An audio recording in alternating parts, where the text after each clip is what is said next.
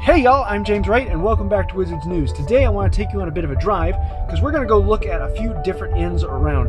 There are different inns in Wizards Unite. Each one will give you different things. So I want to show you what you're looking for so when you're out you'll know what you're going to be getting at that inn. Let's dive in.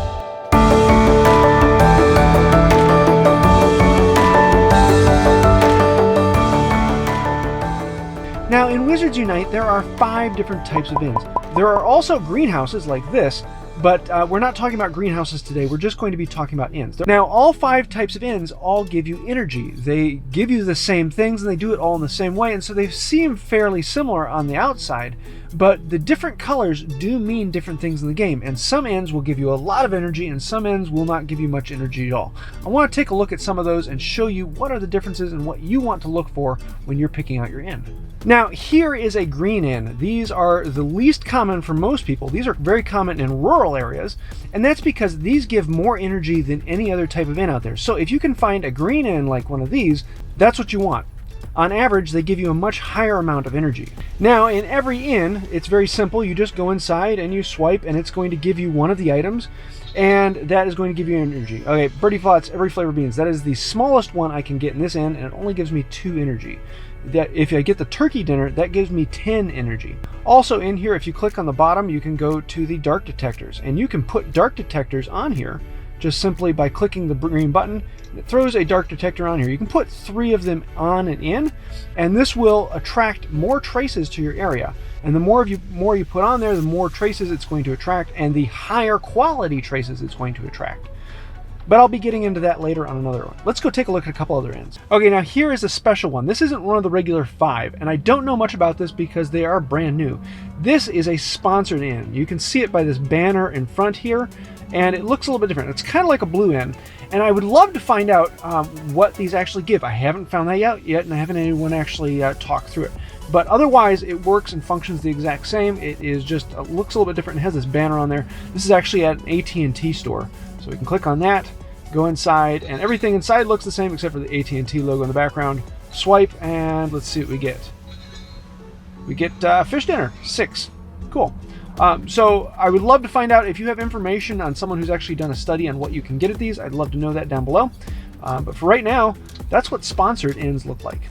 So, it was right about here that I realized my phone wasn't actually recording anything, and oops, I don't have any footage for the rest of these. But they are fairly similar. All 5 of the regular inns are basically the exact same thing. They just give different amounts of the possible items, and each item will give a different amount of energy. So the green inns are the ones that give the largest amounts of energy. You're going to be averaging 6 to 7 energy a piece on the green inn, whereas if you go down to the pink inns, those are the ones that aren't going to give you as much. And the pink inns tend to be a lot of different places. They pop up in rural as well as urban locations.